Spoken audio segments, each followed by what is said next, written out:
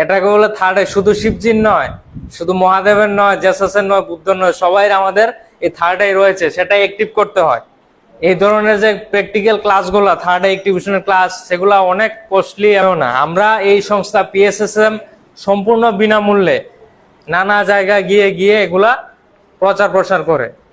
বিভিন্ন ধরনের আমরা কুসংস্কারে আটকে রয়েছি, মান্যতায় আটকে রয়েছি। তো আমরা আজকে এই জিনিসটা প্র্যাকটিক্যালি করব এবং জানবো, অনুভব করব।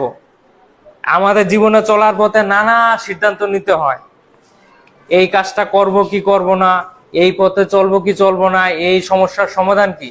তো এই ধ্যানের মাধ্যমে আমরা নানা সমস্যার সমাধান, নানা প্রশ্নের উত্তর সরাসরি ঠাকুরদের থেকে, গুরুদের থেকে, দেবদেবী থেকে সরাসরি জিজ্ঞেস করে আনসার পেতে পারি।